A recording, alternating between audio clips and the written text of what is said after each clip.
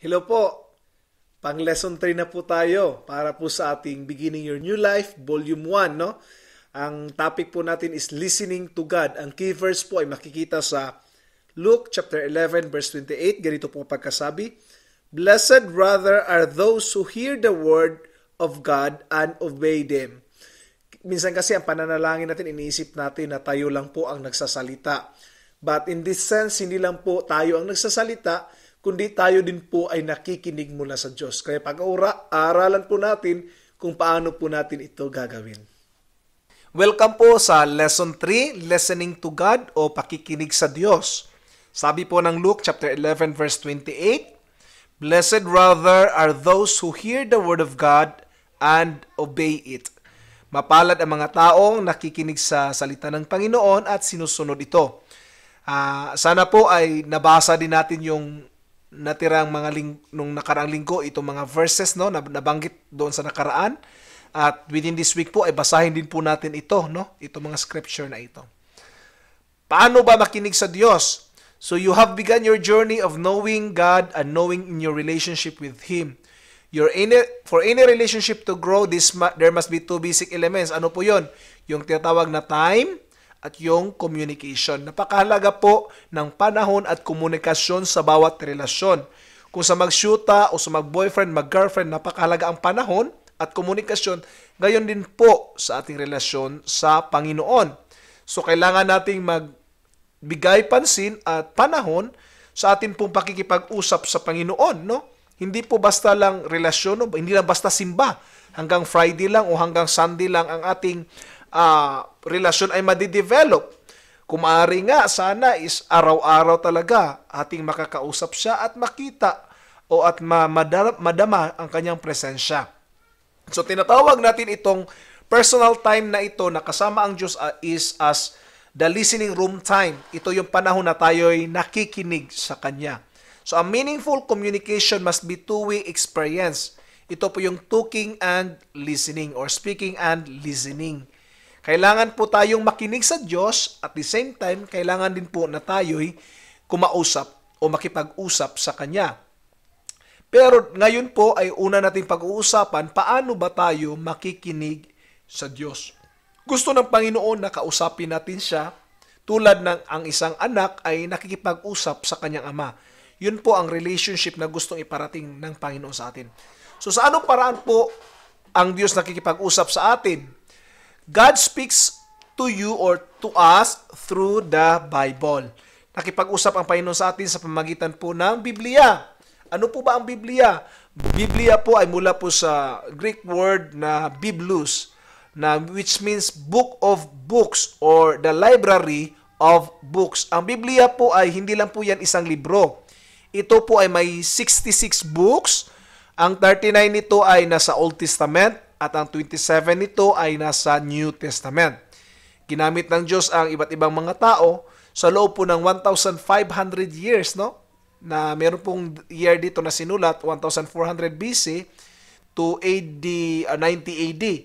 Ganun po kahaba yung panahon upang po maisulat ang mga librong ito. No, the Bible was written by men under the direction of Holy Spirit. 2 Peter chapter 1 verse 21. Ang sabi po ng Biblia, "For prophecy never had its origin in the will of man, but men spoke from God as they were carried along by the Holy Spirit." Ang banal na Espiritu po ang siyang nagturo at nag-guide sa kanila paano po isulat ang mga bagay na ito. Hindi po sa sarili nilang kaalaman, no? Kaya, ang salita ng Panginoon is a powerful tool and it's a powerful word, especially to develop our relationship with God. So in the Bible, God has revealed Himself and spoken about our relationship with Him. Ano sabi ng Mark 8:2-3? Ito po, "I have compassion for these people. They have already been with me 3 days and have nothing to eat. If I send them home hungry, they will collapse on the way because some of them have come a long distance." So binanggit po yun ni Jesus Christ, di po ba? So mula doon sa book na yon, ano ba ang ating makukuha? So meron po mga tanong doon na pwede nating tingnan, no? Una is, what does God say about Himself? Pangalawa is, what does God say about Christian living? At pangatlo is, what does God wants me to do? So yun po yung bagay na dapat nating sagutin, no? Every time na tayo po ay nagbabasa. Ngayon, nabasa po natin ang verse na ito. I have compassion for these people. So ano ang ugali na ating makikita dito? What God say about Himself? Sinabi dito that God is a compassionate and considerate. Di ba? So binanggit doon, no? Because He has compassion and they were hungry and I want them to have food. So makikita natin ang ugali ng Panginoon is He is a compassionate God. He is a considerate God. So bilang Kristiyano, paano ba tayo dapat mamuhay pala bilang Kristiyano?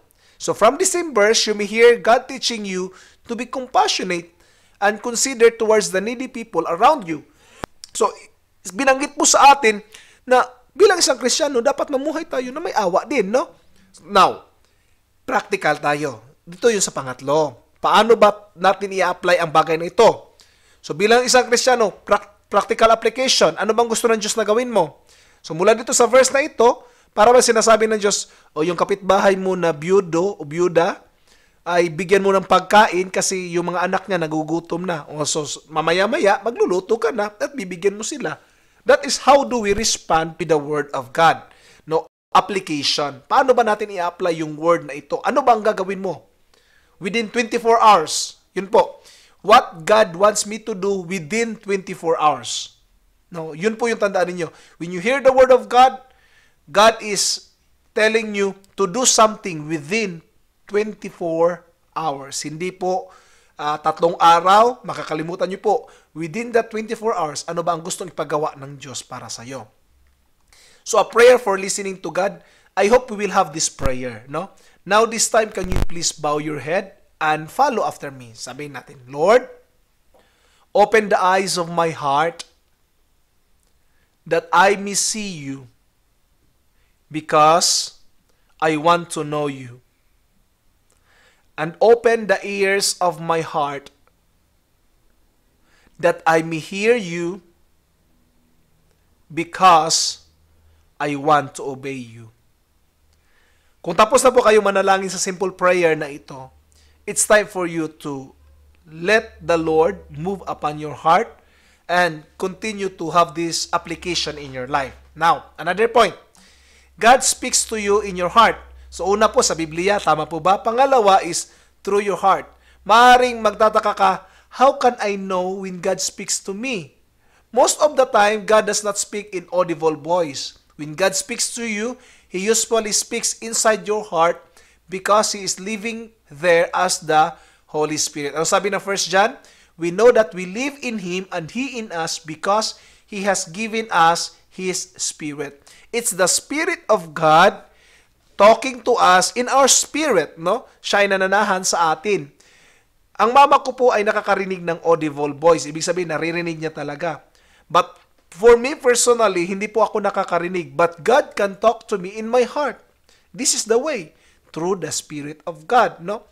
Maaring kausapin kayo ng Panginoon in the sense na hindi nyo maintindihan. Because God often say things that you would not have thought of yourself. When He speak, He always suggests good things, no?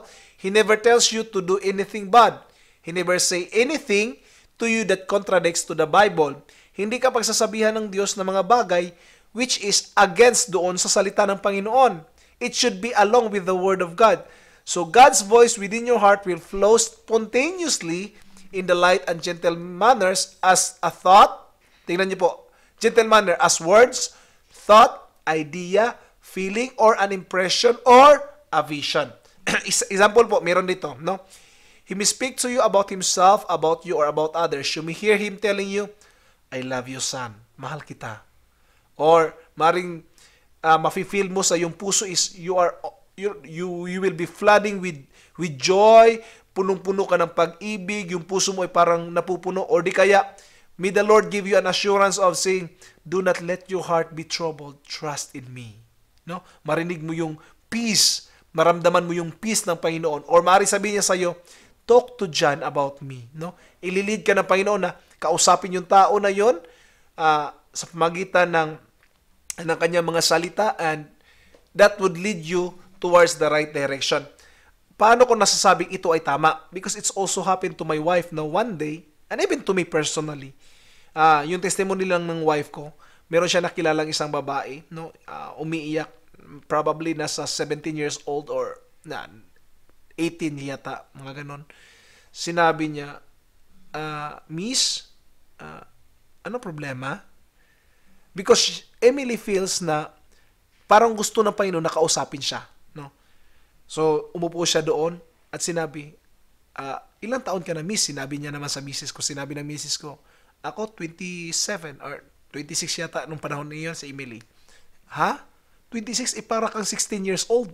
Sabi ng babae. Anong meron ka? Sabi niya, Jesus Christ, ikaw, ilang taon ka na? Yun nga, nagbanggit ang babae, ganito yung taon ko. Tapos bigla lang siya umiyak. Sabi niya, anong problema?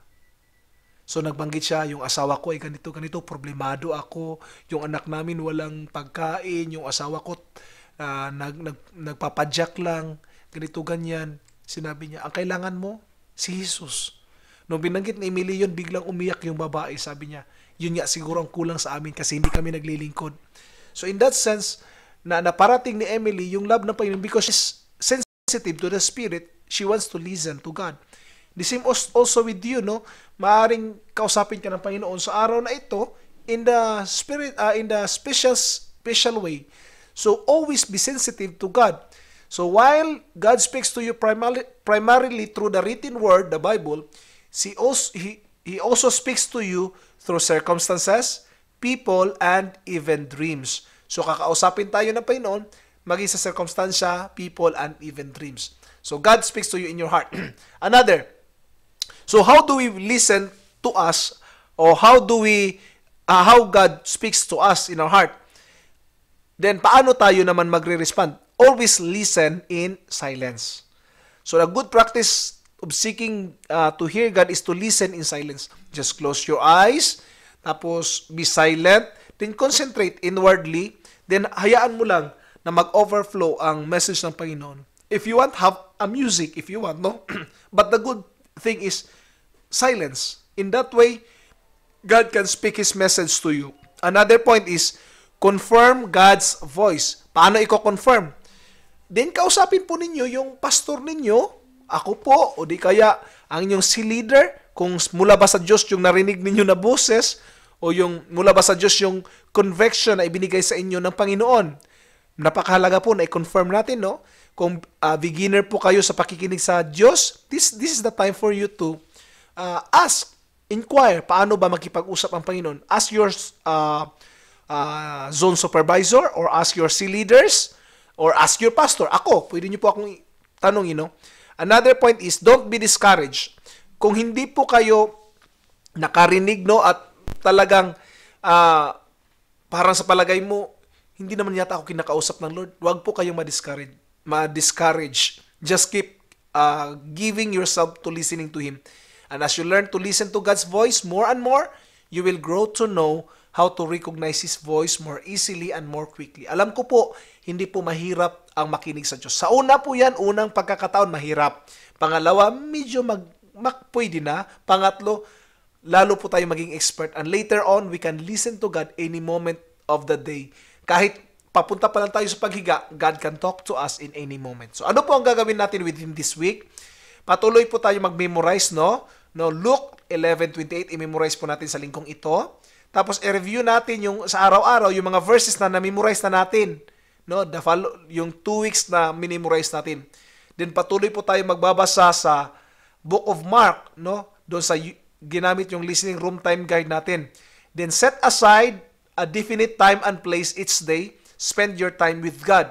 I suggest po is to spend at least 20 minutes a day to talk to God, no? 10 to 20 minutes as starting, no? Later on, you will learn how to talk to God an hour. Kaya nyo na makipag-usap sa Diyos for an hour. Napakaganda po niyan. So as you listen to God, habang nagbabasa kayo sa salita ng Panginoon, no? Habang binasa niyo yung Book of Mark, sagutan niyo po ito. What has God revealed to me about Himself? Ano ang pinapakita ng Diyos patungkol sa kanyang sarili? Kung nabasa niyo po doon, during the time na ang Diyos ay nagpapagaling, sulat niyo, God is a healer.